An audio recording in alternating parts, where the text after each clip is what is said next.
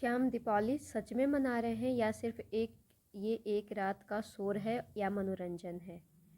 1 minute के लिए सोचिए कि जो ये दीपावली गया, क्या सच में हम अच्छे से इसको आध्यात्मिक तौर पे मनाए हैं या सिर्फ एक ये डीजे के धुएं में केवल कहीं खो रहा है? ये सोचने वाली बात है कि जिस त्योहार का वर्णन हमें अपने वेदों में, पुराणों में मिलता है, उस त्योहार का हम सब मिलके मजाक बना रहे हैं। हम सभी सहयोग कर रहे हैं, कहीं ना कहीं समाज को बढ़ावा दे रहे हैं कि हमारे त्योहारों का मनोरंजन बने।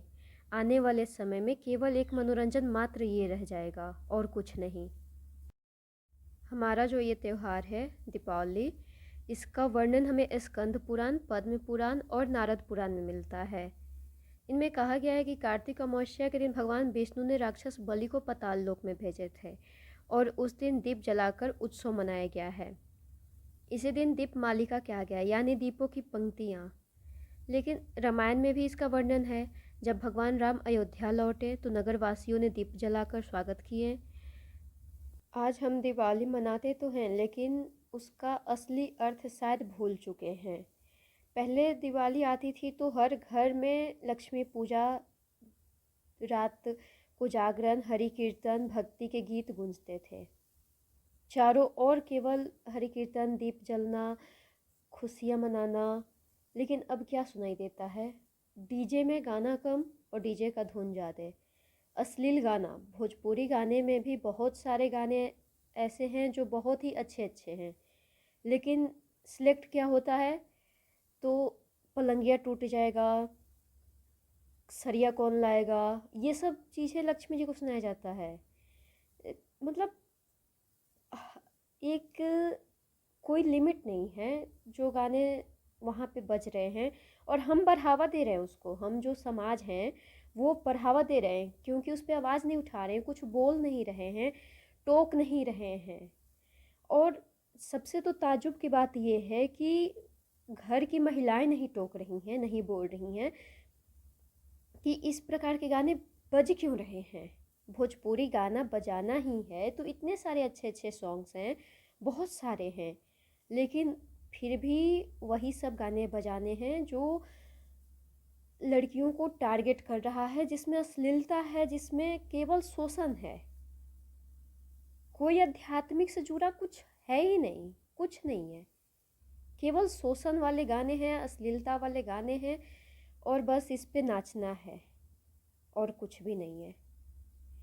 क्या सच में कभी सोचो कि जो बच्चे अश्लील गाने पे थिरक रहे हैं, क्या वो वही बच्चे हैं, वही प्रकाश के पर्व मना रहे हैं जो पुराणों में लिखा हुआ है? अस्तु माँ सदगमय तमसो माँ ज्योतिर्गमय। क्या सच में वो अंधकार से प्रकाश की ओर जा रहे हैं? नहीं जा रहे हैं, बिल्कुल नहीं। अब केवल जलन बच गया है, अश्लील गाने बच गए हैं, और ये मनोरंजन मात्र रह गया है।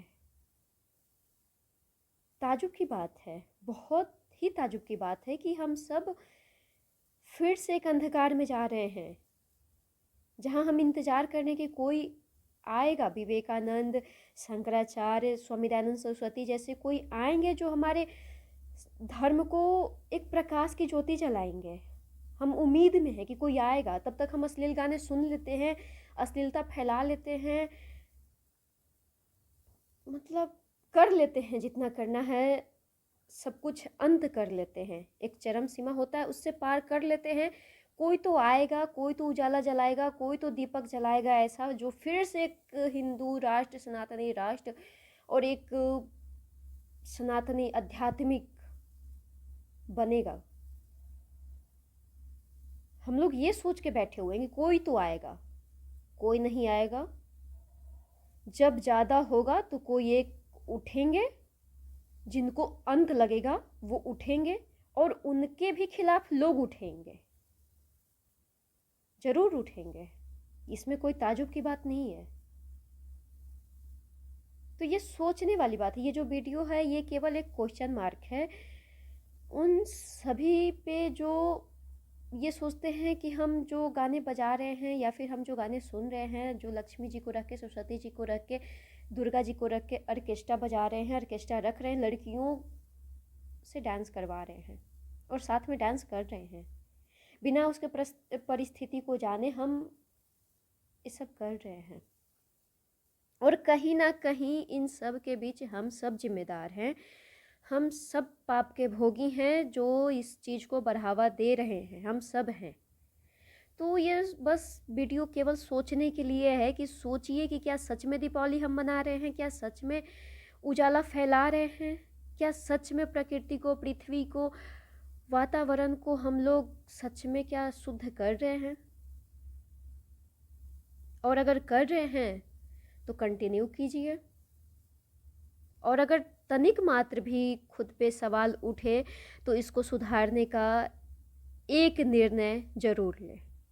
वो निर्णय ये हो सकता है कि अपने मोहल्ले में अश्लील गाने हम नहीं बजने देंगे आध्यात्मिक के नाम पर, ऑर्केस्ट्रा नहीं रहने देंगे हम आध्यात्मिक के नाम पर। उठना होगा, किसी ना किसी को उठना होगा, और जब कोई उठेगा तभी कोई क्रांति आएगा, कोई बदलाव आएगा। कोई अचानक से शंकराचार्य, दयानंद सरस्वती, विवेकानंद पैदा नहीं लेंगे। वो चीज़ शुरू करना होगा, वो एक लौ, एक दीपक जलाना होगा, तब जाकर कोई आएगा।